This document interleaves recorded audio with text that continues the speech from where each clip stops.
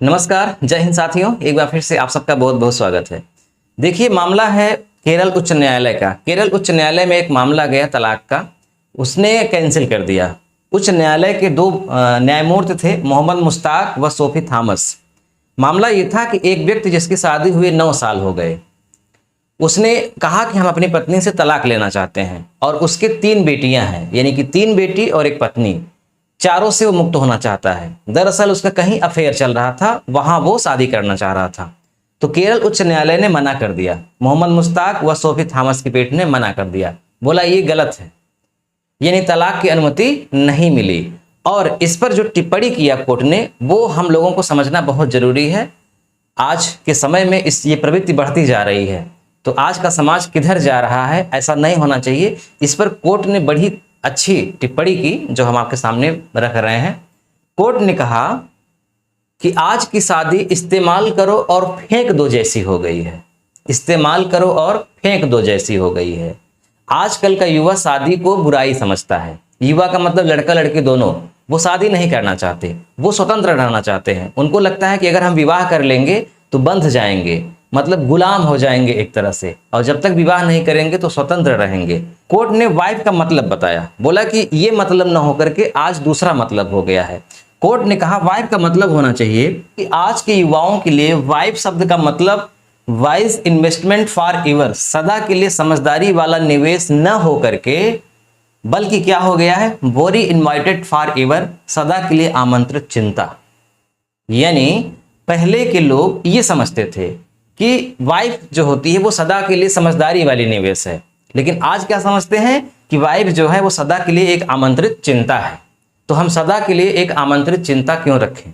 ये दोनों पे लागू होता है, पति पत्नी दोनों। पत्नी ऐसा सोचती है और पति ऐसा सोचता है आज का। कोर्ट ने बहुत अच्छी बात बताई, बोला कि विवाह हमारे यहाँ एक पवित्र संस्कार माना जाता था, जिसमें अलग होने की गुंजाइश न के बराबर थी। जब लोग विवाह करते थे तो ये मानते थे कि जो पति होता था वो ये मानता था कि ये पत्नी हमारे लिए ईश्वर ने बनाई है, और पत्नी मानती थी कि ये पति हमारे लिए ईश्वर ने बनाया है। वो अलग होने के लिए कभी सोचते भी नहीं थे, और ये टेंडेंसी दोनों में थी, यानी दोनों एक दूसरे के प्रति समर्पित रहते थे। जो जिनकी आस्था ईश्वर में कम थी या थी भी, वो भी समाज के प्रति प्रतिबद्ध थे और ऐसा मानते थे कि समाज ने हमको एक साथ रहने के लिए अगर रखा है तो हम अलग ना हो, बल्कि एक दूसरे के लिए मददगार साबित हों। और जीवन पर्यंत वो एक दूसरे की मदद करते थे, साथ में रहते थे। अगर एक बीमार हो गया तो दूसरी सेवा करता था, उसकी सहायता करता था। लेकिन आज ऐसा नहीं है। कोर्ट ने कहा कि आज ऐसा नहीं है। आज लिव इन रिलेशन की प्रवृत्ति बढ़ रही है, यानी लोग शादी करना ही नहीं चाह रहे हैं। वो शादी किए बिना ही, लड़की भी और लड़का भी, दोनों शादी किए बिना ही एक साथ रह रहे हैं। जब तक वो एक दूसरे से प्रेम कर रहे हैं, एक दूसरे को पसंद कर रहे हैं, तब तक ठीक है। और जैसे ही एक दूसरे के विचार मिलना बंद हो गए, वो बिना टेंशन के अलग हो गए, कोई दिक्कत नहीं। जबकि विवाह करने के बाद अलग होंगे, तलाक होगा, तो अगर पति कमा रहा है तो आधा उसको, पत्नी को गुजारा भत्ता देना होगा, है कि नहीं? तो इस तरह से जो है लोग शादी नहीं करना चाह रहे हैं, और ये समाज के लिए बड़ा ही घातक सिद्ध होगा आने वाले समय में। क्योंकि जो लोग, जिनके बच्चे हैं 10 साल, 5 साल, 6 साल के, 20-20 साल के, अगर वो लोग तलाक लेंगे फिर दूसरा विवाह करेंगे, तो उन बच्चों के मन स्थिति पर क्या प्रभाव पड़ेगा, वो क्या सीखेंगे, समाज किस ओर जा रहा है? ऐसा नहीं होना चाहिए। इसीलिए कोर्ट ने मना कर दिया, बोला आप तलाक नहीं ले सकते। तो केरल उच्च न्यायालय ने वाइफ का मतलब बताया वाइज इन्वेस्टमेंट फॉर एवर, सदा के लिए समझदारी वाला निवेश। जबकि ऐसी टेंडेंसी बढ़ रही है कि सदा के लिए एक आमंत्रित चिंता है। कोर्ट की ये टिप्पणी मुझे बहुत पसंद आई।